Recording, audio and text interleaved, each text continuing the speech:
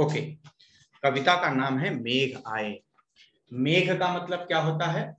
बादल, राइट। यहाँ मेघ की तुलना किससे किया गया है? दामाद से। रुखैया, ये एग्जाम में था तुम्हारे पोएम में?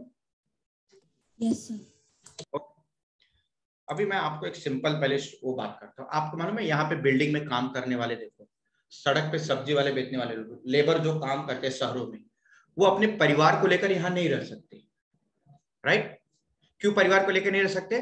क्योंकि बहुत कॉस्टली है यहाँ रहना, यहाँ बहुत कॉस्टली है। तो यहाँ कहने का मतलब क्या है, वो लोग क्या करते हैं, अपनी बीवी बच्चों को गांव में ही छोड़ करके शहरों में आ जाते हैं कमाने के लिए। उसी प्रकार एक फैमिली है, एक औरत है, वो अपने मायके में है, उसका पति उसको उसके मायके में छोड़ दिया, मायके में छोड़ दिया और वो शहर आ गया है। 1 वर्ष लग गए, अभी तक उसका पति घर पहुंचा नहीं। तो उसकी पत्नी को मतलब ये लग रहा है कि उसका पति शहर गया, उसे भूल गया क्या, आने वाला नहीं है क्या, समझे।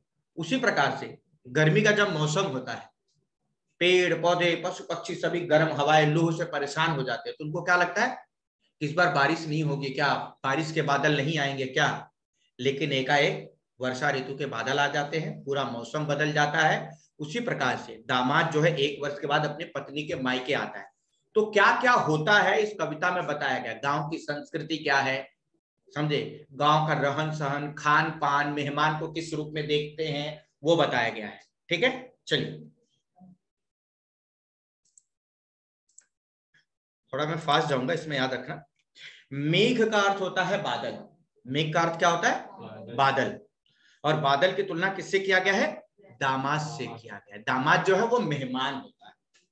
आप लोग भी अपने घरों पे देख लो, जब भी आपके पिता आपके मम्मी के घर जाते हैं, आपके नानी के घर जाते हैं, आपके पिता का ज्यादा सम्मान होता है, वहां पे सबसे ज्यादा इंपॉर्टेंट होता है।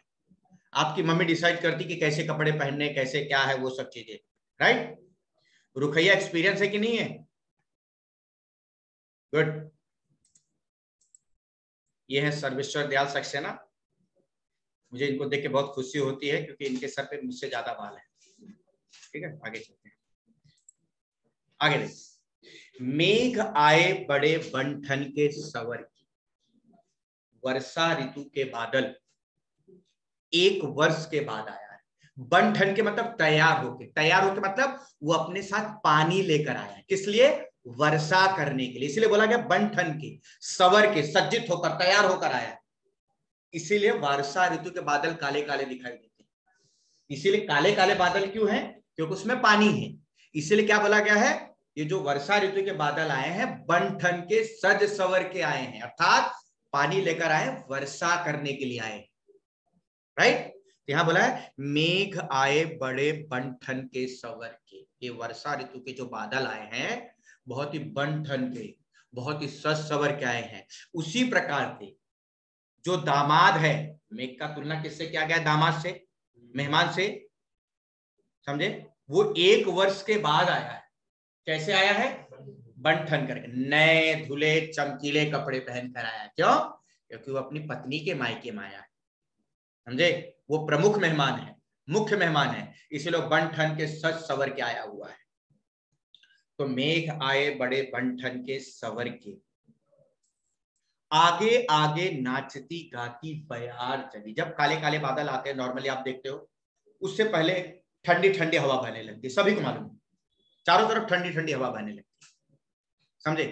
तो ऐसा लगता है बादल आने के पहले जो ठंडी हवा बह रही है, वो बादल जो है, बादलों का स्वागत ऐसा कर रहा है, बयार करी, बयार मतलब हवा कर रही है। ऐसा लगता है जो हवा है ये बादलों का स्वागत कर रही है। उसी प्रकार से जब दामाद अपनी पत्नी के गांव में आ जाता है, तो एक गांव की लड़कियां हैं, किशोरी लड़कियां, टीनेजर्स गर्ल्स, एक तरह से उसकी साली लगेगी।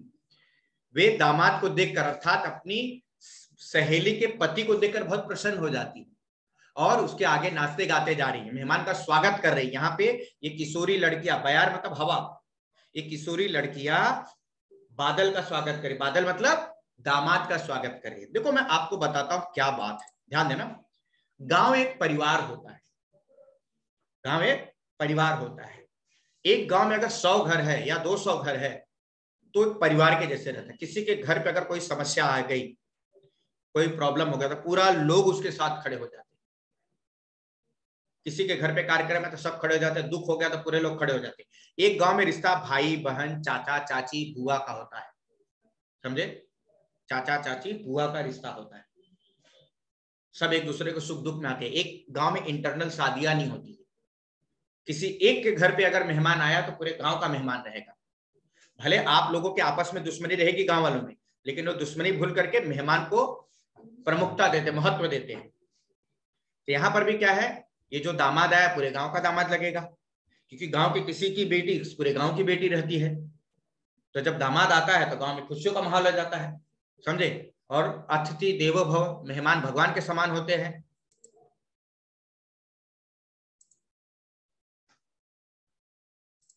हाँ, आगे आगे नाचती गाती बयार चली।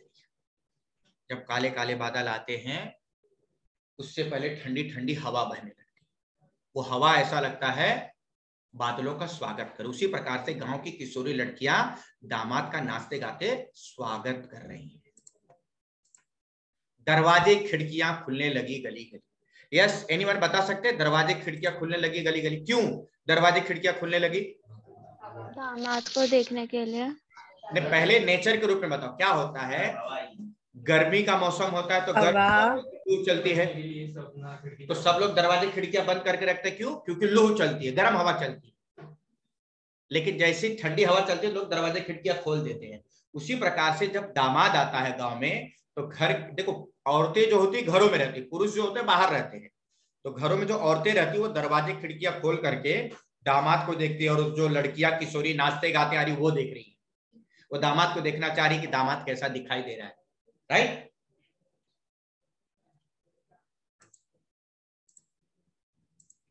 दरवाजे खिड़कियां खुलने लगी गली गली, समझे। दरवाजे खिड़कियां खुलने लगी क्योंकि ठंडी ठंडी हवा चलने लगी, इसलिए दरवाजे खिड़कियां खोल दिए। उससे पहले गर्मी का मौसम था, लू चल रहा था, इसलिए सब दरवाजे खिड़कियां बंद करके रखे थे। उसी प्रकार से जब दामाद आता है तो उसको देखने के लिए दरवाजे खिड़कियां खोल लेते हैं सभी लोग। पाहुन, पाहुन मतलब मेहमान, पाहुना भी बोला जाता है, पाहुना भी बोला जाता है मेहमान को। पाहुन जो आए हो गांव में शहर के, ये जो दामाद है कहाँ से आया है? शहर से आया है। कहाँ आया है? किसके गांव में? पत्नी के मायके में आया है। कितने समय बाद आया है? 1 वर्ष बाद आया है, समझे। तो पाहुन जो आए हो गांव में शहर के, मेघ आए बड़े बंठन के सवर। दिख रहा है ना, ये तो बादल देखो कैसा बंठन के सच सवर के, कैसे काले काले बादल, राइट, मेरे जैसे ही काले काले है, दिख रहा है ना। मैं भी कोई क्रीम व्रीम सोच रहा हूँ, कटरीना कैफ वगैरह से पूछूंगा कौन सा क्रीम लगा सकते हैं। चश्मे का नंबर है, अच्छा कटरीना कैफ का। मैं अपने लिए बात करने चाह रहा हूँ तो मैं क्रीम के लिए बात कर रहा हूँ भैया, मुझे कटरीना कैफ से मिलने का कोई शौक भी नहीं है। तू क्या बात करेगा? मैं तेरा राखी साउंड से बात करा देता हूँ।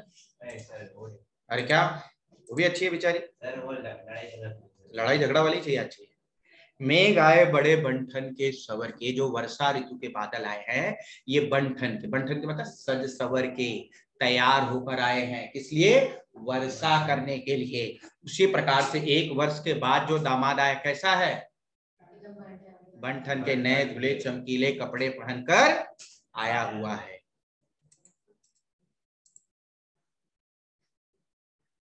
दामाद गांव में आ गया, पेड़ झुक झांकने लगे गर्दन उठाए। आपको दिखाई दे रहा है ये जो है, समझे।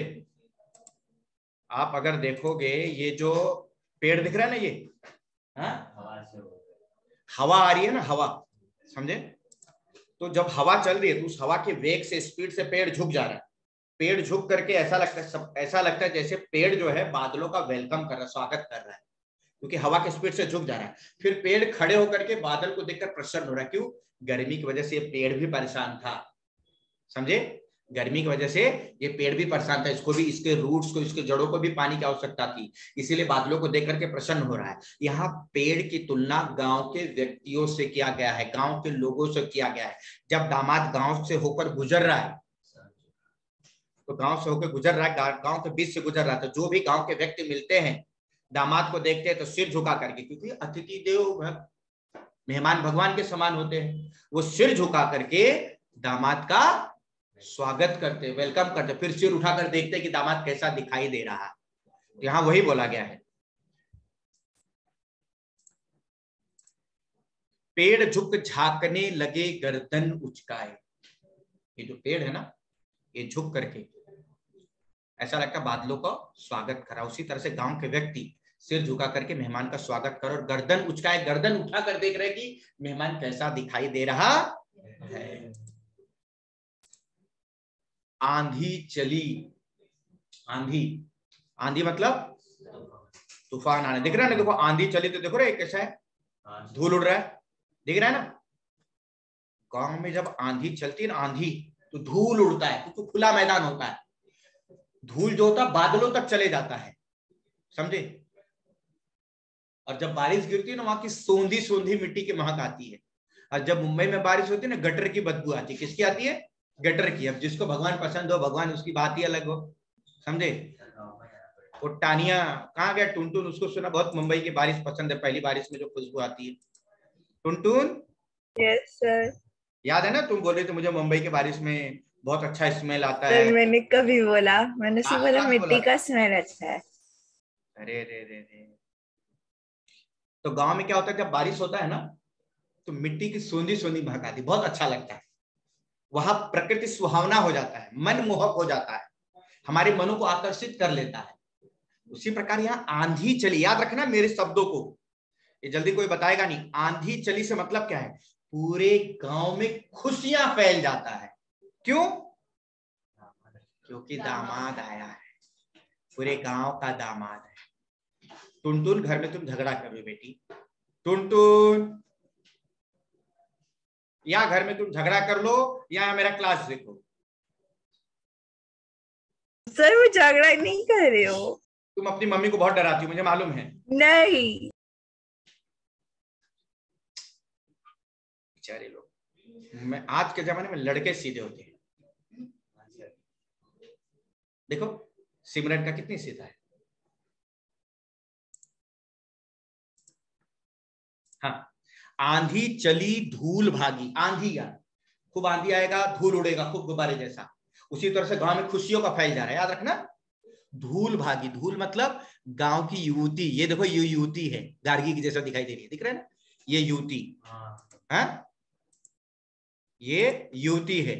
कौन? ये, समझे,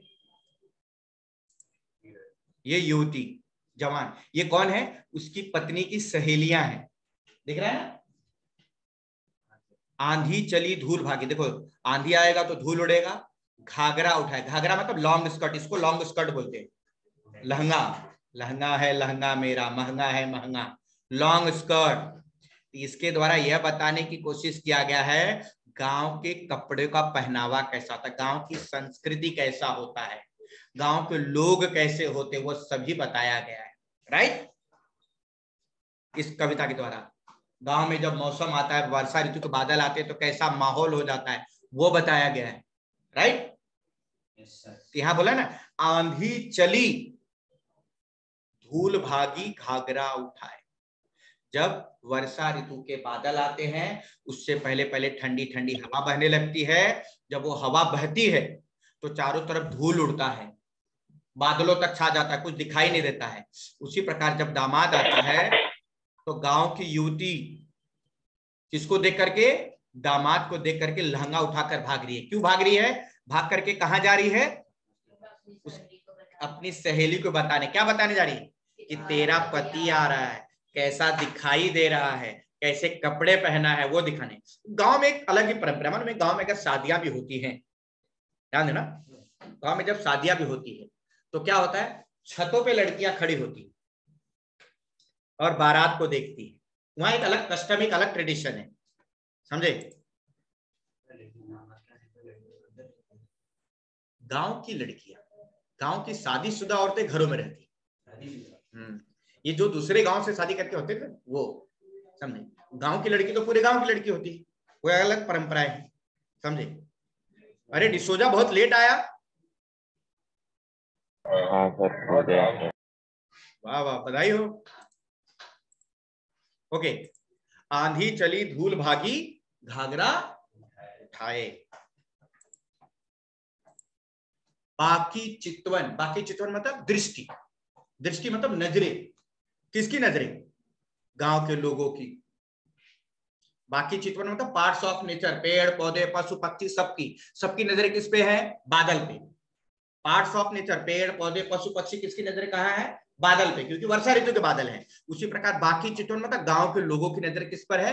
दामाद पर, मेहमान पर, कि मेहमान कैसा दिख रहा है, कैसा दिखाई दे रहा है, कैसा कपड़े पहना है। राइट। बाकी चितवन उठा नदी, उठा नदी मतलब जो नदी था ना वेव लेती हुई, राइट, ठिठकी, अचानक रुकना। यहां नदी की तुलना गांव की बहुओं से किया गया। याद रखना, नदी की तुलना किससे किया गया है? गांव की। देखो ये गांव की बहुएं दिख रहा है ना, ये घूंघट कर लेती, वो पराये मर्दों को अपना चेहरा नहीं दिखाती। राइट, पराये मर्दों को अपना चेहरा नहीं दिखाती। तो ये बहुएं होती, शादीशुदा औरतें होती है, अपना चेहरा ढक लेती। और घूंघट करके, अभी मेरे पास घूंघट नहीं है तो मैं बताता, घूंघट करके वो टेढ़ी नजरों से, समझे, टेढ़ी नजरों से किसको देख रही हैं? बढ़िया है गार्गी, सोलो सोलो गार्गी, गार्गी। अरे टुनटुन, इसको क्या हो गया? गार्गी, ये बाबा ऐसा लग रहा है कैसे फोटो शूट में बैठी हो। इनके वजह से मेरे सर के बाल झड़ जा रहे हैं, और इनकी वजह से मैं गजनी 3rd फिल्म में शूटिंग में रोल करूंगा, समझे। आमिर खान को रिजेक्ट करके मुझे ले लेंगे, हैं। गार्गी देखो एकदम कंगना रनौत बन गई। गार्गी, हीरो टुनटुन को रखूंगा मैं, टुनटुन को हीरो। सर मुझे, हाँ, और मैं विलन ही ठीक हूँ। चलो, बाकी चितवन उठा नदी, ठिठकी घूंघट सरकाए। बाकी चितवन मतलब पार्ट्स ऑफ नेचर, पेड़ पौधे पशु पक्षी, सबकी नजर किस पर है? बादलों पर। वर्षा ऋतु के बादल को देखकर प्रसन्न हो गए, क्योंकि बारिश होगा तो उनको भी पानी मिलेगा। उसी प्रकार जो नदी वेव ले रही थी वो ठिठकी, रुक गई। क्योंकि नदी क्यों रुक गई? नदी क्यों खुश है? नदी इसलिए खुश है क्योंकि गर्मी की वजह से उसमें पानी कम हो गए होते, उसके अंदर जो जीव है, जो लाइफ है, उसको भी पानी की आवश्यकता होती है। जब बारिश होगा, देख रहे हैं ना, ये नदी जो दिख रहा है आपको, ये नदी देखो कितना कम हो गया है। ये जो नदी है कितना कम हो गया है, समझे। क्यों? ये पहले कितनी आगे तक थी, गर्मी की वजह से इतना कम हो गया। ये नदी रुक करके बादलों को देखकर प्रसन्न हो रही, क्योंकि बारिश होगा तो इसको भी पानी मिलेगा। यहाँ नदी की तुलना गांव की बहुओं से किया गया है। वो पराये मर्द को देख करके, गांव के बाहर के पुरुष को देख करके वो रुक जाती है और घूंघट कर लेती हैं। वे अपनी टेढ़ी नजरों से, तिरछी नजरों से किसको देख रही हैं? दामाद को देख रही हैं। मेघ आए बड़े बंठन के सवर के, दिख रहा है ना, काले काले बादल कैसे बंठन के सज सवर के आए हुए हैं। बूढ़े पीपल ने आगे बढ़कर चुहार। बूढ़े पीपल, ये पीपल का पेड़ दिखाई दे रहा है ना। गांव में हर घर के सामने पीपल का पेड़ होता है, समझे। गांव में हर घर के सामने पीपल का पेड़ होता है। पीपल का पेड़ हजारों वर्षों से होता है, बहुत विशाल होता है, बहुत डालियां होती है, बहुत पवित्र माना जाता है, इसकी पूजा की जाती है। हर घर के सामने पीपल का पेड़ होता है, समझे। जब काले काले बादल आते हैं उससे पहले पहले ठंडी ठंडी हवा बहने लगती है। जब उससे पहले ठंडी ठंडी हवा बहने लगती है तो क्या होता है कि जब हवा बहने लगती है तो उस पीपल की डालियां एक दो झुक जाती है, पीपल की डालियां झुक जाती है। तो उससे क्या होता है, ऐसा लगता है जैसे पीपल की डालियां झुक करके बादलों का स्वागत कर रहा है। पीपल की डालियां किसका कर रहा है?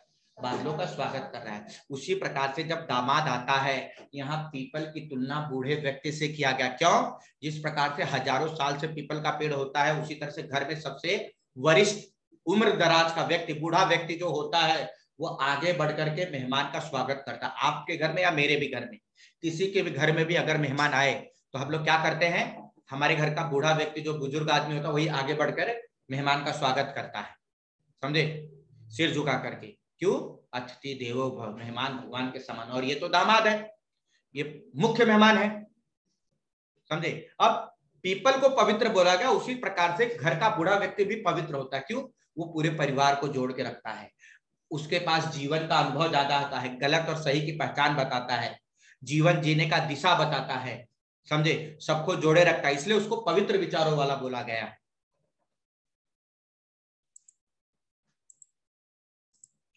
बूढ़े पीपल ने आगे बढ़कर जुहार की। जुहार की मतलब स्वागत करना। यस। बरस बाद सुधि लेनी। बरस बाद मतलब 1 वर्ष के बाद। सुधि लेनी मतलब खबर ली। आखिरकार में पत्नी का रोल आ गया, समझे। पत्नी दरवाजे के पीछे से शिकायत करती है। क्या शिकायत करती है? 1 वर्ष के बाद तुम्हें मेरी याद आई, अब तुम मेरी खबर लेने आए। वो उल्हाना, शिकायत करती है। लेकिन उसके पत्नी को पहले क्या लगा था? उसका पति शहर गया और उसे भूल गया। ऐसा नहीं है। बरस बाद सुधि लीनी। सुधि लीनी मतलब खबर ली। बोली अकुलाई। अकुलाई मतलब बेचैन होकर, रेस्टलेस होकर, बेचैन होकर। लता। लता मतलब होता है क्रीपर, बेल। याद रखना, कई बार एग्जाम में लता का शब्दार्थ पूछते, नहीं बता पाते। लता का अर्थ होता है बेल, क्रीपर। ओट। ओट मतलब के पीछे। किवार मतलब दरवाजा। दरवाजे के पीछे से पत्नी बोलती है, दरवाजे के पीछे से और दरवाजे से चिपक कर बोलती है, इसीलिए इसकी तुलना क्रीपर से किया। ये क्रीपर है, दिख रहा है ना फोटो में, ये क्रीपर, ये मनी प्लांट।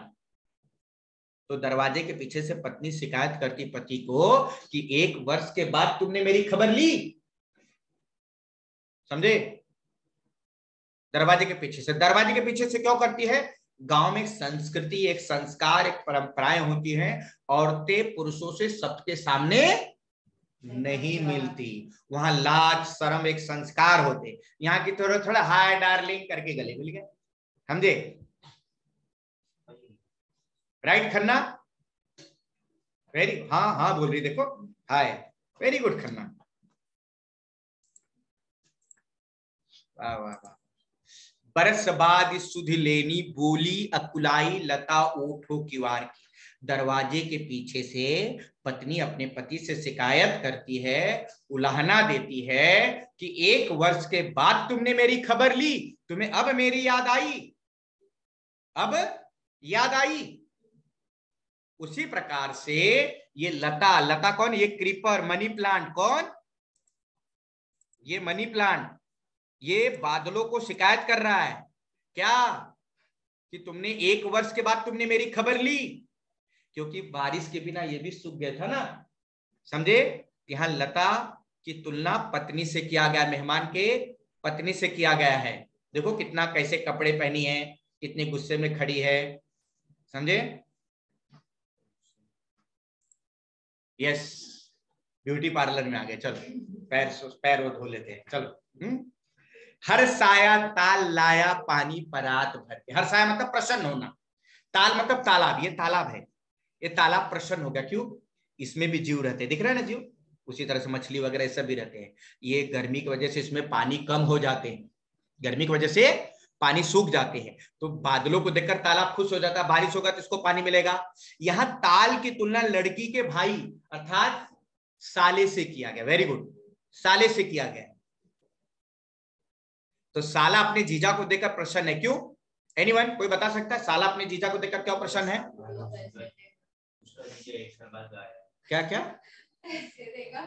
अरे पैसे देगा कहाँ बाबा, उसका जीजा एक साथ, तो क्या सर वो जीजा शेयर की बात। हाँ नहीं नहीं जी, देखो देखो भाई, साला इसलिए प्रसन्न है कि एक तो बात सही भाई कि उसका जीजा आया है, उसकी बहन प्रसन्न होगी। एक दूसरा मेन कारण यह है कि जीजा जो है शहर से आया है, वो दामाद जो है शहर से आया है। शहर की कई इंटरटेनिंग, मनोरंजक अच्छी बातें ये पूछेगा, उसका जीजा बताएगा, जिसको सुनने में आनंद आएगा, समझे। ऐसा लग रहा है मैं कोई लव स्टोरी बता रहा हूँ। अरे नहीं रे, इसलिए थोड़ी खुश रहेगा कि बहन चली जाएगी, सर का दर्द खत्म हो जाएगा, झगड़ा करती, ऐसा नहीं है। हर साया ताल लाया पानी परात भर के।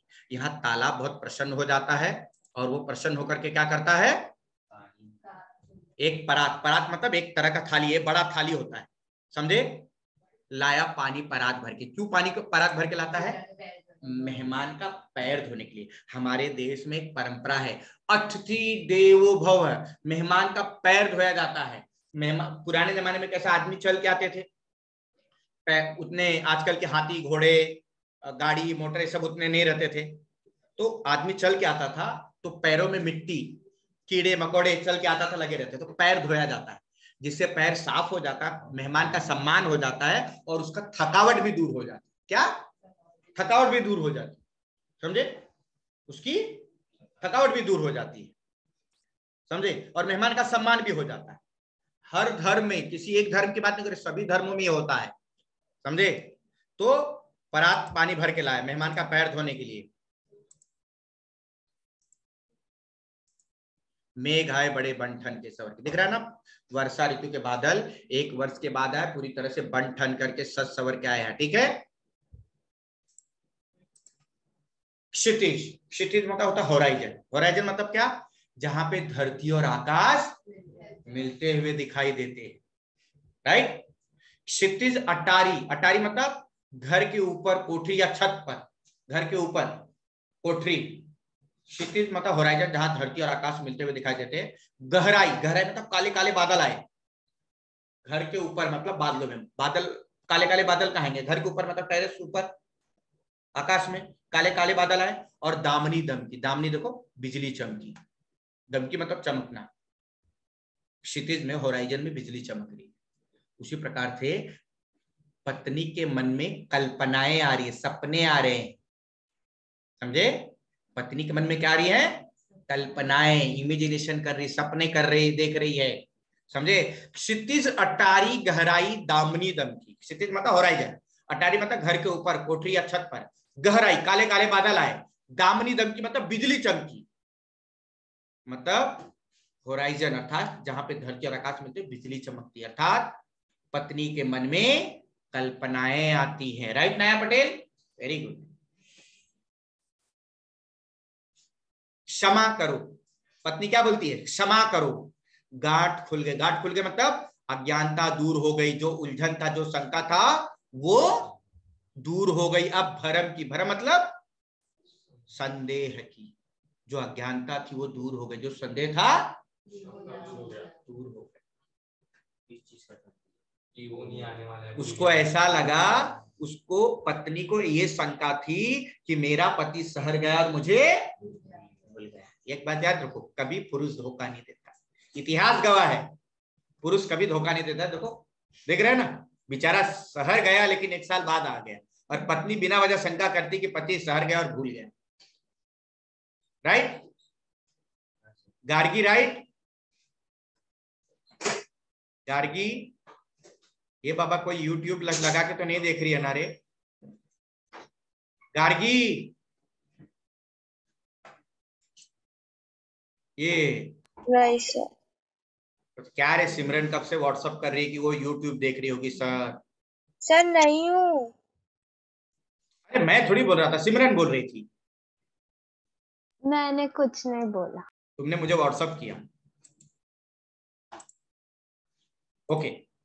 क्षमा करो गांठ खुल गई अब भरम की, क्षमा करो, पत्नी माफी मांगती है अपने पति से कि मैंने गलत संदेह किया आपके, और मेरा जो भ्रम का संदेह था वो दूर हो गया, क्योंकि पति आ गया, उसको प्रमाण मिल गया, सबूत मिल गया कि उसका पति उससे प्रेम करता है, इसीलिए आया, राइट। बांध टूटा, धैर्य खत्म होना, आखिरकार में काले काले बादल आ गए, समझे, और बारिश होने की शुरुआत, मतलब धरती का पेशेंस खत्म हुआ, पेड़ पौधे पशु पक्षी का धैर्य खत्म हुआ। उसी प्रकार पत्नी का भी पेशेंस खत्म हुआ, धैर्य खत्म हुआ। क्यों? क्योंकि उसका पति आ गया है।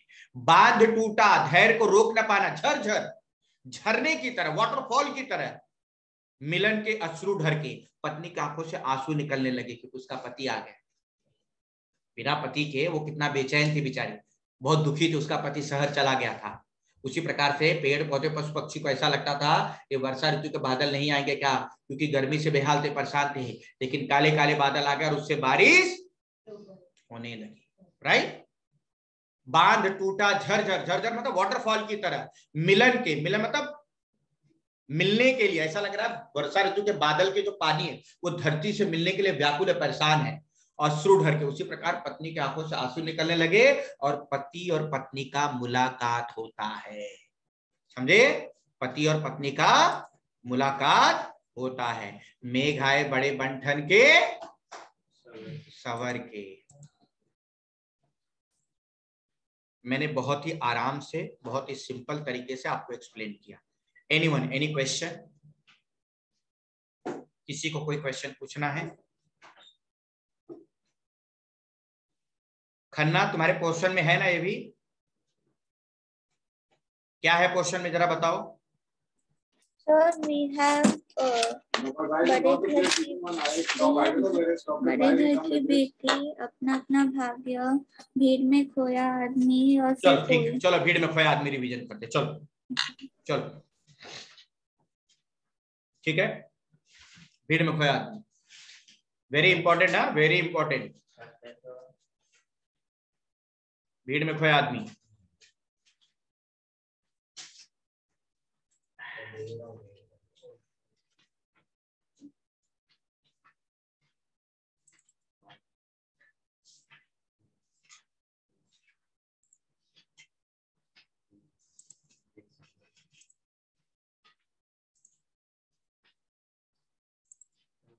ओके।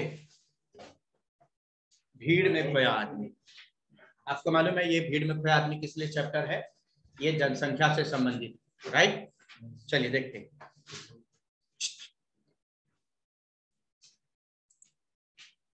प्रस्तुत निबंध, ये जो भीड़ में खोया आदमी है एक निबंध, क्या है? निबंध, याद रखना, जो हमें संदेश देना चाहता है, हमें जगाना चाहता है। देखते क्या है। प्रस्तुत निबंध जनसंख्या वृद्धि, किससे? जनसंख्या वृद्धि, पॉपुलेशन ग्रोथ, और पर्यावरण प्रदूषण, इन्वायरमेंटल पॉल्यूशन को ध्यान में रखकर लिखा गया। मतलब ये जो निबंध लिखा गया है भीड़ में खोया आदमी, हमारे जो जनसंख्या बढ़ रही है, हमारे प्रदूषण जो समाज में बढ़ रहा है, उसको सेंटर में रख करके लिखा गया है। मनुष्य यदि जनसंख्या वृद्धि पर, वृद्धि मतलब बढ़ना, पर नियंत्रण नहीं लगाएंगे, अगर मनुष्य जो है, ये जो जनसंख्या बढ़ रही है, पॉपुलेशन जो ग्रोथ हो रहा है, अगर उस पर कंट्रोल नहीं लगाएंगे तो वह दिन दूर नहीं जब हम सभी स्वयं इस भीड़ में और इससे उत्पन्न मतलब पैदा होने वाले समस्याओं में पूरी तरह खो जाएंगे। अगर हमने इस जनसंख्या वृद्धि पर कंट्रोल नहीं किया तो हम भी इस भीड़ में, हमारे ऊपर भी कई समस्याएं रहेंगी और हमारी समस्याओं का कोई सोल्यूशन नहीं हो पाएगा। हम हमेशा दुख तकलीफ में रहेंगे, हमारा देश भी दुख तकलीफ में रहेगा, हम कभी ग्रोथ नहीं कर पाएंगे। इस कथा प्रसंग में, इस स्टोरी में उठाई गई समस्याएं समाधान की ओर अग्रसर करती, मतलब इस कहानी में जो समस्या उठाई गई जनसंख्या वृद्धि को, वो सॉल्यूशन क्या है, क्या उपाय, क्या उसकी ओर इशारा करती है। यह विषय हमारे देश की खुशहाली और भविष्य के लिए आवश्यक और महत्वपूर्ण है। बाबू श्यामला कांत के अनियोजित परिवार, अनियोजित परिवार मतलब अनप्लान्ड फैमिली, ये बाबू श्यामला कांत है जिसके बारे में अभी पढ़ेंगे हम। उन्होंने फैमिली प्लान नहीं किया था, ढेर सारे बच्चे पैदा कर लिए। अब उसके वजह से छोटे छोटे बच्चे तो बड़े अच्छे लगते हैं, लेकिन जब बच्चे वही बड़े हो जाते हैं तो दुख का कारण बन जाते हैं। तो यहाँ बाबू श्यामला कांत के परिवार का उदाहरण देकर के जनसंख्या वृद्धि का, जब एक परिवार में इतना समस्या होता है तो देश को किन किन समस्याओं का सामना करना पड़ता है उसको बताया गया है। चलिए देखते हैं। मेरे एक अभिन्न मित्र, मेरे मतलब लेखक, ये लेखक है, वो क्या बोल रहे हैं, थोड़ा फास्ट जाऊंगा मैं। मेरे एक अभिन्न मित्र, अभिन्न मतलब पक्का, अच्छा और सच्चा। मेरे एक अभिन्न मित्र हैं बाबू श्यामला कांत। लेखक बोलते हैं उनका एक फ्रेंड है, उसका नाम है बाबू श्यामला। सीधे साधे, बहुत सीधा साधा आदमी, लेखक उसका इंट्रोडक्शन दे रहा है, परिचय दे रहा है। सीधे साधे परिश्रमी, परिश्रमी मतलब मेहनती, ईमानदार, किंतु निजी जिंदगी में, निजी जिंदगी मतलब पर्सनल लाइफ में बड़े लापरवाह। लापरवाह मतलब केयरलेस। कौन केयरलेस है? लेखक का मित्र। मित्र का क्या नाम था? बाबू श्यामला कांत। लेखक बोलता है मेरा एक दोस्त है, उसका नाम बाबू श्यामला कांत है, बहुत ही सीधा साधा, हार्ड वर्किंग है, लेकिन पर्सनल लाइफ में बहुत केयरलेस है। कैसे? उम्र में मुझसे छोटा, लेखक बोल रहा है एज में मुझसे छोटा है, पर अपने घर में बच्चों की फौज खड़ी, फौज मतलब सेना खड़ी, ढेर सारे बच्चा पैदा कर लिए। दिख रहा ना ये चित्र में, उसने ढेर सारे बच्चे पैदा कर लिए, इसलिए केयरलेस बोला गया है। पिछली गर्मियों में, लास्ट समर वेकेशन में, मुझे उनकी लड़की के विवाह में शामिल होने के लिए हरिद्वार जाना था। किसको हरिद्वार जाना था? लेखक को। कहां जाना था? बाबू श्यामला कांत की बड़ी लड़की के शादी में जाना था, राइट। ये एक लड़की 15 दिन पहले आरक्षण के लिए, रिजर्वेशन के लिए स्टेशन पर गया। देखो ये लाइन में लगे, ठीक है। किसके लिए? टिकट के लिए, क्योंकि भाई हरिद्वार जाना है, उत्तराखंड में एक जगह है, तो वहां जाने के लिए पहले टिकट निकालना पड़ता है, नहीं तो जल्दी मिलेगा नहीं टिकट। इसमें लाइन में लगे रहे। 15 दिन पहले आरक्षण के लिए स्टेशन पर गया तो वहां पहले से ही लोगों की लंबी कतार खड़ी थी। लंबी कतार मतलब लॉन्ग क्यू था। घंटों प्रतीक्षा के बाद, मतलब घंटों लाइन में खड़े रहने के बाद जब मेरी बारी है, जब मेरा टर्न आया, तो पता चला कि किसी भी गाड़ी में स्थान खाली नहीं, किसी भी ट्रेन में जगह खाली नहीं। जाना आवश्यक था, इसलिए मुझे बिना आरक्षण, विदाउट रिजर्वेशन के ही निकलना पड़ा। क्या बोला गया? 15 दिन पहले लेखक रिजर्वेशन के लिए स्टेशन पर गया तो वहां पहले से लोगों की लंबी कतार खड़ी थी। घंटों प्रतीक्षा के बाद जब उसका टर्न आया, देखो बारी आई, तो पता चला कि किसी भी गाड़ी में स्थान खाली नहीं। ओके, जाना आवश्यक था, इसलिए मुझे बिना आरक्षण, विदाउट रिजर्वेशन ही निकलना पड़ा। विदाउट रिजर्वेशन मतलब ये होता है कि उसने टिकट लिया लेकिन वो कंफर्म टिकट नहीं था, वेटिंग टिकट था, जिसपे आप जर्नी कर सकते हो, आपको सीट नहीं मिलेगा। समझे? जब गाड़ी आई, जब स्टेशन पर गाड़ी आई, देख रहे हो भीड़ है ट्रेन पे, देखो डोर भी पैक है, यहां चढ़ने के लिए जगह नहीं है, एक दूसरे को सब धक्का दे रहे हैं। जब गाड़ी आई तो क्या देखता हूं कि उसके अंदर तिल रखने मतलब थोड़ी भी जगह न रहना, जरा भी जगह खाली न रहना। जब गाड़ी आई तो क्या देखता हूं कि उसके अंदर तिल रखने की भी जगह नहीं, और प्लेटफॉर्म पर चढ़ने वालों की भीड़ जबरदस्त धक्कम धक्का करने में लगी। स्टेशन पर दूसरे को, सब एक दूसरे को धक्का दे रहे हैं। मेरे पास सामान कम था, फिर भी कुली की सहायता लेनी पड़ी। देखो सामान कम था, फिर भी कुली की सहायता लेनी पड़ी। क्या होता है? कुली का इंपैक्ट होता है। जैसे मैं सेंट मैरी में हूं तो मेरा सेंट मैरी में इंपैक्ट है। मेरे सेंट मैरी में अगर कोई प्रोग्राम, कोई इवेंट है तो आपको पास लगेगा, तो मैं चाहूं तो ले सकता हूं। उसी प्रकार से कुली जो होता है उसका इंपैक्ट होता है, कुली जो होता है उसका इंपैक्ट होता है, तो वो चढ़ाने में मदद करेगा। समझे? तो मेरे पास सामान कम था, फिर भी कुली की सहायता लेनी पड़ी। यदि उसने खिड़की से मुझे भीतर न ढकेला होता तो गाड़ी छूट जाती थी। लक्सर में मुझे गाड़ी बदलनी थी, लक्सर में मुझे गाड़ी बदलनी थी। किसी तरह खिड़की से बाहर कूदा। स्टेशन, एक स्टेशन का नाम है। लक्सर में मुझे गाड़ी बदलनी थी, किसी तरह खिड़की से बाहर कूदा तो क्या देखता हूं? पूरी ट्रेन की छत, ये देखो ट्रेन की छत यात्रियों से पटी पड़ी, पैसेंजर से भरी पड़ी, राइट। लक्सर में मुझे गाड़ी बदलनी थी, किसी तरह खिड़की से बाहर कूदा तो क्या देखता हूं? पूरी ट्रेन की छत यात्रियों से पटी पड़ी, पूरी भरी पड़ी। सोचता हूं, वो सोचने लगा, अपने प्राणों को, अपनी जान को, ये लोग जो ट्रेन के ऊपर हैं, ये अपने प्राणों को भीषण भयानक संकट में, मुसीबत में डालकर ट्रेन की छत पर, रुख पर यात्रा करने के लिए लोग क्यों मजबूर हुए? मतलब ये लोग अपनी जान को खतरे में डाल करके ट्रेन के ऊपर जर्नी करने के लिए क्यों मजबूर है? क्या इन लोगों को रेल के नियम, व्यवस्था, अरेंजमेंट और अनुशासन का, डिसिप्लिन का ध्यान क्यों नहीं है? इनको ध्यान क्यों नहीं है?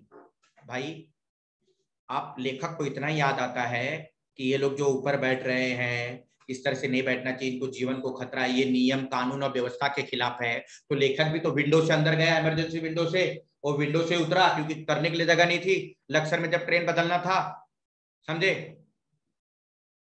तो यहाँ क्या है? लक्सर में मुझे गाड़ी बदलनी थी, किसी तरह खिड़की से बाहर कूदा तो क्या देखता हूं? पूरी ट्रेन की छत यात्रियों से पटी पड़ी है। सोचता हूं, अपने प्राणों को भीषण संकट में डालकर ट्रेन की छत पर यात्रा करने के लिए लोग क्यों मजबूर हुए? इन लोगों को रेल के नियम, व्यवस्था और अनुशासन का ध्यान क्यों नहीं है? इमरजेंसी विंडो होता है ट्रेन में, हरिद्वार स्टेशन पर आखिरकार में हरिद्वार स्टेशन पर आ गए। हरिद्वार स्टेशन पर श्यामला कांत जी का बड़ा लड़का दीनानाथ मुझे लेने आया था। ये दूसरा, एक लड़की जिसकी शादी हो रही है, ये दूसरा, दो, राइट। हरिद्वार स्टेशन पर श्यामला कांत जी का बड़ा लड़का दीनानाथ मुझे लेने आया था। उसे अपनी पढ़ाई पूरी की, ये जो दीनानाथ है इसे अपनी पूरी पढ़ाई पूरी किए 2 वर्ष हो गए, तभी से नौकरी की तलाश में, खोज में भटक रहा है। मैंने पूछा अब तो जगह जगह रोजगार कार्यालय खुल गए। उसने बोला अब तो जगह जगह एम्प्लॉयमेंट ऑफिस खुल गए, दिख रहा है ना एम्प्लॉयमेंट ऑफिस, वहां लाइन लगाए हुए सब ग्रेजुएशन डिग्री वगैरह लेकर के। लेखक ने बोला अरे 2 साल हो गए आपकी क्वालिफिकेशन हो करके, जगह जगह रोजगार कार्यालय खुल गए, एम्प्लॉयमेंट ऑफिस खुल गए हैं, उनकी सहायता क्यों नहीं लेते? कहने लगा चाचा जी वहां भी गया था, पूरे दिन लाइन में खड़ा रहने पर जब मेरी बारी आई तो अफसर बोला, तो ऑफिसर बोला भाई नाम तो तुम्हारा लिख लेता हूं, पर जल्दी नौकरी पाने की कोई आशा। उसने बोला, ये एम्प्लॉयमेंट ऑफिसर ने बोला श्यामला कांत के लड़के को कि भाई तुम्हारा नाम तो लिख लेता हूं लेकिन जल्दी नौकरी नहीं मिलेगा। क्यों? क्योंकि हजारों लोग लाइन में लगे थे, पहले उनको नौकरी मिलेगा तब मिलेगा। उसने बोला मुश्किल है क्योंकि ज्यादा जनसंख्या है। कहने लगा चाचा जी वहां भी गया था, पूरे दिन लाइन में खड़ा रहने पर जब मेरी बारी आई तो अफसर बोला भाई नाम तो तुम्हारा लिख लेता हूं पर जल्दी नौकरी पाने की कोई आशा मत करना। तुम्हारी योग्यता के, तुम्हारे क्वालिफिकेशन के हजारों व्यक्ति पहले से, मतलब जो तुम्हारी क्वालिफिकेशन है, जो तुम्हारी डिग्री है, वैसे कई लोग पहले से ही कार्यालय में, इस ऑफिस में, कौन सा ऑफिस में, एम्प्लॉयमेंट ऑफिस में नाम दर्ज करा चुके हैं, एनरोलमेंट करा चुके हैं, लिखा चुके हैं, रजिस्टर्ड करा चुके हैं। मैं सोचने लगा, ओह, लेखक सोचने लगा जब एक छोटे से शहर में यह हाल है, मतलब एक हरिद्वार में हाल है, तो सोचो मुंबई, कलकत्ता, दिल्ली में क्या हालत होगी। जब छोटे से शहरों में यह हाल है तो बड़े शहरों में बेरोजगारों की, अनएम्प्लॉयमेंट की कितनी भीड़ भटक रही होगी। घर पहुंचा, आखिरकार में लेखक घर आया अपने मित्र के, तो छोटे से मकान में सामान की ठूसम ठास, एक छोटा सा मकान है उसमें ढेर सारे सामान ठूस दिया गया है, और बच्चों की भीड़ देखकर मेरा दम घुटने लगा। बच्चों की भीड़ देखकर क्या हुआ, इसका दम घुटने लगा, अनकंफर्टेबल, ज्यादा लोग भरे हुए थे, सामान भरा हुआ था, तो उसको अजीबोगरीब महसूस होने लगा, जैसे सांस लेने में तकलीफ होने लगा, बेचैनी होने लगा। मैंने श्यामला बाबू से पूछा तो लेखक ने बोला अरे यार क्या तुम्हारे पास यही 2 कमरे हैं? तो श्यामला बाबू अपना दुख बताने लगे। वे बोले क्या करूं मित्र, 2 वर्ष पहले शहर में आया था, तभी से मकान की तलाश में भटक रहा हूं। शहर में चक्कर काट काट कर जूते घिस गए, शहर में चक्कर काट काट करके क्या हो गया, जूते घिस गए, परेशान हो गया, निराश होकर जब थक गया, तब साल भर बाद मकान के नाम पर सिर छुपाने के लिए गली के अंदर यह छत मिली, मतलब ढूंढते ढूंढते थक गया, तब एक गली, मतलब चौल के अंदर मुझे एक घर मिला। अब वो बोलने लगा शहर पहले की तुलना में कई गुना फैल चुका है, शहर बहुत ज्यादा बड़ा हो गया है, दूर दूर तक नई कॉलोनी बन गई है, फिर भी मेरी तरह न जाने कितने लोग मकानों के लिए भटक रहे हैं। देख रहे हैं ना आपको, शहर में देखो कितने बिल्डिंगे बन रहे हैं, चौल बन रहे हैं, सब बन रहे हैं, फिर भी लोगों को घर नहीं मिल पा रहे हैं, सड़कों पर रह रहे हैं, धारावी में रह रहे हैं, कंजस्टेड जैसे इलाके में रह रहे हैं, जहां हवा पानी कुछ नहीं मिल पाता, समझे, मजबूरी में सब रहते हैं, फिर भी मेरी तरह न जाने कितने लोगों को मकानों के लिए भटक रहे हैं। हमारे देश में बढ़ती हुई आबादी, पॉपुलेशन का ही दुष्परिणाम है, जनसंख्या बढ़ रही है, मकान और खाद्यान्न अनाज घट रहे हैं, मतलब जनसंख्या बढ़ रही है उस हिसाब से मकान और अनाज कम पड़ रहे हैं।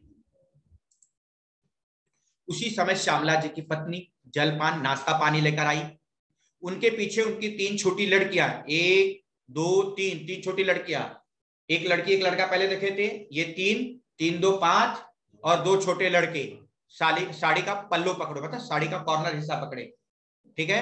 उसी समय श्यामला जी की पत्नी जलपान लेकर आई, उनके पीछे उनकी 3 छोटी लड़कियां और पल्ला पकड़े, ये साड़ी का कॉर्नर हिस्सा पकड़े 2 छोटे लड़के। मैं उनकी दुर्बल काया, वो एकदम पतली और पीला चेहरा, चेहरे में एकदम ब्लड शरीर में, चेहरे में दिखाई नहीं दे रहा था, चेहरे पे कोई ग्लो नहीं था, स्तब्ध रह गया। लेखक देखे हैरान रह गया, क्या हालत है भाई, ये 3 ये 2 और वो 2, ये 5 2 7 बच्चे हो गए, 7 8 बच्चा जो पैदा करेगा वो शरीर से भी कमजोर हो जाएगी। इतने बड़े परिवार का ख्याल रखना, कोई न कोई बीमार रहता है, खाना पीना कपड़े लत्ते सब करने वाला, कोई नौकर भी नहीं रख सकती क्योंकि कमाने वाला एक, खर्चा बड़ा, समझे। तो वही उसी समय श्यामला जी की पत्नी जलपान लेकर आई, उनके पीछे उनकी 3 छोटी लड़कियां और पल्ला पकड़े 2 छोटे लड़के। मैं उनकी दुर्बल काया, शरीर और पीला चेहरा देखकर स्तब्ध रह गया, हैरान रह गया। मैंने पूछा, लेखक ने पूछा, उसकी पत्नी से पूछा, अरे कब से अस्वस्थ हैं आप, कब से बीमार हैं, डॉक्टर को दिखाकर इलाज नहीं करा रही है क्या, मतलब आपकी हालत क्या हो गई है, क्या आप इलाज नहीं करा रही है क्या। वे फीकी मुस्कान, झूठी मुस्कान, फेक स्माइल मुस्कुरा दी, बोली, भाई साहब इतने बड़े परिवार में हर रोज कोई ना कोई बीमार रहता है। डॉक्टर को दिखाने अस्पताल गई थी, पर अस्पतालों में, हॉस्पिटल में आजकल रोगी और उनके संबंधी रिलेटिव मधुमक्खी के छत्ते की तरह डॉक्टर को घेरे रहते। ये हॉस्पिटल है, दिख रहा है ना, ये हनी भी है, दिख रहा है ना कैसा, उसी तरह से डॉक्टर को घेरे रहते। हॉस्पिटल में जगह नहीं रहते। कोरोना काल में क्या हुआ, एक एक बेड पे 2-2 पेशेंट के लिए एडमिशन के लिए लाइन लगी हुई थी। हमारे यहाँ कोरोना का इतना असर क्यों पड़ा, क्योंकि जनसंख्या ज्यादा थी, फिर भी इंडिया ने बहुत अच्छा कंट्रोल किया, समझे। वो बोल रही है डॉक्टर को दिखाने अस्पताल गई थी, पर अस्पतालों में आजकल रोगी और उनके संबंधी मधुमक्खी के छत्ते की तरह डॉक्टर को घेरे रहते हैं, वह भी अच्छी तरह किस किस को देखे। आजकल तो ऐसा लगता है मानो पूरा शहर ही अस्पताल में उमड़ आया, ऐसा लगता है पूरा शहर ही हॉस्पिटल में आ गया है। आप JJKM नायर जैसे बड़े बड़े हॉस्पिटल में चले जाओगे, दिल्ली में भी सरकारी हॉस्पिटल जो, वहां भी देखोगे लंबी लंबी लाइनें लगी है। डॉक्टर किसको किसको अच्छे से देखेगा, इसीलिए डॉक्टर जल्दी जल्दी देखता है। अगर कोई पेशेंट एडमिट भी हो जाता है तो थोड़ा ही ठीक होता है, डिस्चार्ज कर देते, क्योंकि लंबी लाइन लगी रहती है और भी एडमिशन की। वह भी अच्छी तरह किस किस को देखे। आजकल तो ऐसा लगता है मानो पूरा शहर ही अस्पताल में उमड़ आया है। समझ में नहीं आता ऐसी भीड़ क्यों है। यह अब यही देखिए ना, मेरी तबीयत भी ढीली रहती है। उसने बोला, श्यामला खान की पत्नी ने, कि मेरी तबीयत भी खराब रहती है। सोचा था विवाह के कपड़े दर्जी से सिलवा लूंगी, टेलर से सिलवा लूंगी। बड़े बेटे को दर्जी के यहाँ भेजा, लेकिन वह जिस किसी भी दुकान पर गया, हर दर्जी ने पहले से सिलने आए कपड़ों का ढेर दिखाकर अपनी मजबूरी जाहिर कर दिया। आप किसी भी दुकान पे, मोबाइल की दुकान पे चले जाओ या कोई भी चीज बनाने चले जाओ, पोस्ट ऑफिस चले जाओ, पासपोर्ट ऑफिस चले जाओ, पूरा दिन चले जाता है, समझे। तो दर्जी के पास एक कपड़ा दी थी, दर्जी ने बोला, भाई मेरे पास पहले से बहुत कपड़े हैं, मैं आपको आपके टाइम के हिसाब से सिल के नहीं दे सकता। तो वही बोल रही है ना, अब यही देखिए ना, मेरी तबीयत भी ढीली रहती है। सोचा था विवाह के कपड़े दर्जी से सिलवा लूंगी। बड़े बेटे को दर्जी के यहाँ भेजा, लेकिन वह जिस किसी भी दुकान पर गया, हर दर्जी ने पहले से सिलने आए कपड़ों का ढेर दिखाकर अपनी मजबूरी जाहिर कर दी। पहले ग्राहक का स्वागत होता था, कस्टमर का वेलकम होता था, अब उसे भी चिरौरी सी, प्रार्थना सी करनी पड़ती है, फिर भी समय पर काम नहीं होता। दुकानें पहले से कहीं अधिक खुल गई हैं, दुकानें देख रहे हो ना, गली गली दुकानें हैं, हर चीज है, लेकिन ग्राहकों की बढ़ती हुई भीड़ के लिए वे अब भी कम पड़ रही हैं। तभी बाहर से दूसरे बेटे सुमंत का, ये सुमंत 8वां बच्चा, समझे, तभी बाहर से दूसरे बेटे सुमंत का हारा, थका, झुंझला मतलब इरिटेट, क्योंकि घंटों लाइन में लगा रहा। देखो क्या हुआ, तभी बाहर से दूसरे बेटे सुमंत का हारा, थका, झुंझलाया, नाराज और दुखी होकर बोला, स्वर सुनाई दिया, माँ जल्दी से 1 कप चाय बना दो, आज पूरा दिन राशन की दुकान पर लग गया। इतनी भीड़ थी कि लाइन खत्म होने को ही नहीं आती थी, फिर भी पूरा सामान नहीं मिल पाया। मैं सोचने लगा, लेखक सोचने लगा, आखिर इस सब का कारण क्या है। मोहल्ले मोहल्ले दुकानें, मकान पहले से कहीं अधिक बन गए हैं और बनते जाते हैं। रोजगार के, एम्प्लॉयमेंट के, व्यापार के अनेक रास्ते निकल आए हैं। रेलगाड़ियों और बसों की संख्या पहले से कहीं अधिक बढ़ गई है। पहले 6 डब्बों की ट्रेन चलती थी, फिर 9 डब्बों की चली, अब 12 डब्बों की चल रही, फिर भी ट्रेन में जगह नहीं रहती, समझे। वही बोला, रेलगाड़ी और बसों की संख्या पहले से कहीं अधिक बढ़ गई है। चिकित्सा सुविधाओं की, देखो मेडिकल फैसिलिटी एडवांस हो चुका है, विस्तार हो चुका है, फैल चुका है, जगह जगह मेडिकल फैसिलिटी हो गई, फिर भी लोगों की आवश्यकताएं पूरी नहीं हो पा रही हैं, लोगों का इलाज नहीं हो पा रहा है, लोगों को दुख को दूर नहीं किया जा रहा है। जहां देखिए भीड़ ही भीड़।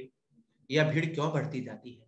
क्या आदमी स्वयं इसके लिए उत्तरदायी नहीं है? हम स्वयं इसके लिए जिम्मेदार नहीं, हम ही लोग हैं जिम्मेदार हैं। घर में बच्चों की भीड़ है, यह भले ही हमें अच्छी लगती हो, लेकिन जब तक बच्चों के पालन पोषण की, देखो छोटे छोटे बच्चे बड़े प्यारे लगते हैं, जब तक उनके पालन पोषण, उनके खाने पीने, एजुकेशन की अच्छी व्यवस्था न हो, तो यही छोटे छोटे बच्चे जब बड़े होने लगते, जो बड़े अच्छे लगते हैं छोटे छोटे, वही बच्चे दुख का कारण बन जाते हैं। घर में बच्चों की भीड़ है, या भले ही हमें अच्छे लगती हो, लेकिन जब तक बच्चों के पालन पोषण की, रहन सहन की, शिक्षा दीक्षा की पूरी सुव्यवस्था, सुव्यवस्था मतलब अच्छी और सुंदर व्यवस्था न हो, यह भीड़ दुखदाई बन जाती है। क्या बन जाती है?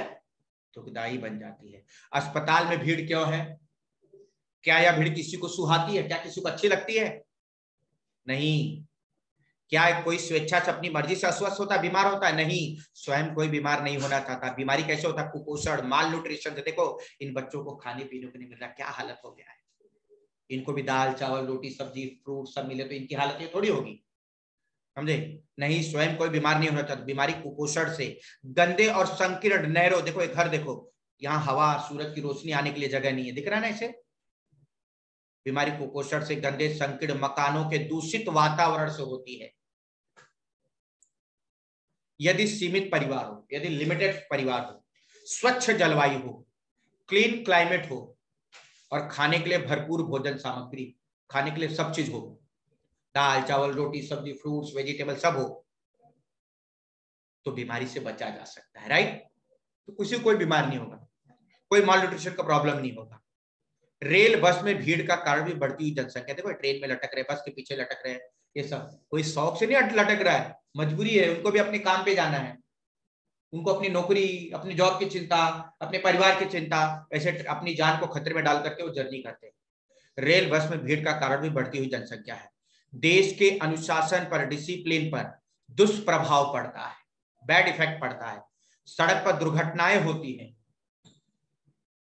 सार्वजनिक स्थानों पर नियम और व्यवस्था का पालन नहीं होता। पब्लिक प्लेस पर क्या होता है? नियम और कानून का पालन नहीं हो पाता।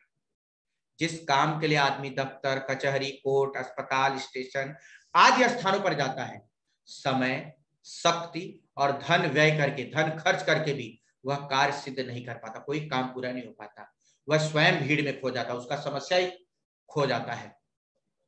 भीड़ में खोया आदमी शायद यह तो समझ ही जाता है कि यह बढ़ती हुई जनसंख्या का परिणाम है। मुझे अपने मित्र श्यामलाकांत को अब इस भीड़ का रहस्य बताने की आवश्यकता नहीं है, क्योंकि वे स्वयं इस विपदा को, इस मुसीबत को झेल रहे हैं। ऐसा लगता है कि यदि समय रहते हमारा देश अब भी नहीं चेता और नहीं समझा और श्यामला बाबू की तरफ परिवार बढ़ाता गया, तो वह दिन दूर नहीं जब वह स्वयं इस भीड़ में और इससे पैदा होने वाली समस्याओं में पूरी तरह खो जाएगा।